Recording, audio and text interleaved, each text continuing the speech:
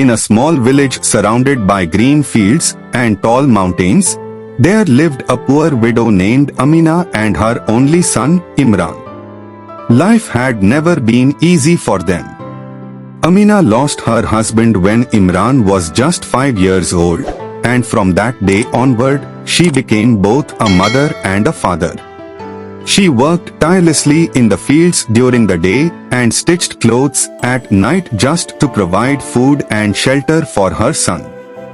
Despite the hardships, Amina never complained.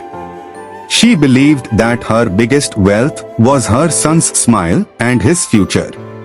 She often whispered to herself, "If Imran succeeds, my life's struggles will all be worth it." Imran was a bright child. He loved to study and always stood first in his class. But deep inside, he knew how much his mother was sacrificing for him. He saw the wrinkles on her face, the tiredness in her eyes, and the calluses on her hands. Whenever he suggested quitting his studies to help her, Amina would firmly say, "No, beta. A mother's dream is to see her child achieve what she couldn't.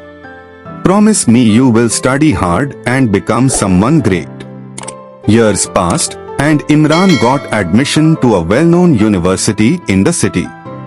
It was a dream come true, but it also meant expenses that Amina could barely afford.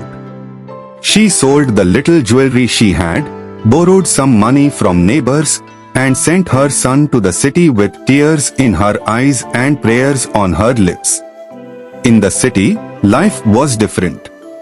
Imran was surrounded by wealthier classmates who had everything: expensive clothes, big cars, and luxurious lifestyles. At times, he felt embarrassed about his simple background, but whenever he remembered his mother's struggles, he found strength. He studied hard, worked part-time jobs, and never let his mother's sacrifices go in vain. Every week, Amina would send him a letter written in her shaky handwriting. She always wrote the same thing: "Beta, I am fine. Don't worry about me. Just study hard. My prayers are always with you." Even when she had little to eat, she never mentioned her hunger. Even when she fell sick, she never told him. Her only concern was her son's success. After years of dedication, Imran graduated with top honors. He was offered a high-paying job in a multinational company. That day, he couldn't stop crying. He held his mother's old letters and whispered, "Ammi, this is all because of you." He returned to his village, not in shabby clothes anymore but in a suit, carrying gifts and happiness.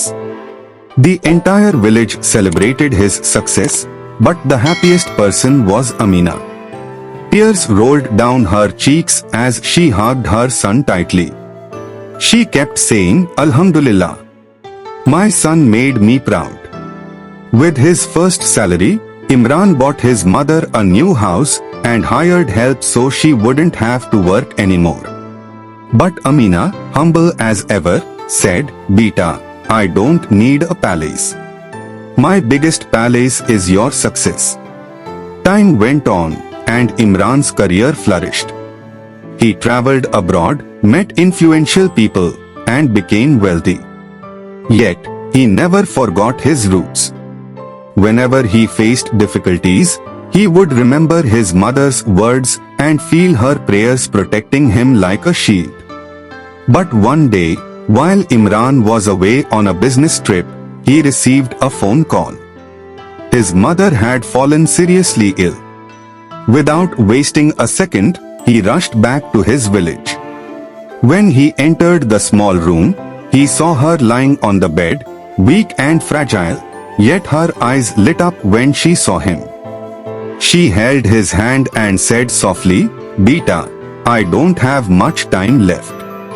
Promise me one thing: you will always live with honesty, help the poor, and never let pride enter your heart." Imran, with tears streaming down his face, kissed her hand and said, Ammi, everything I am today is because of your dua.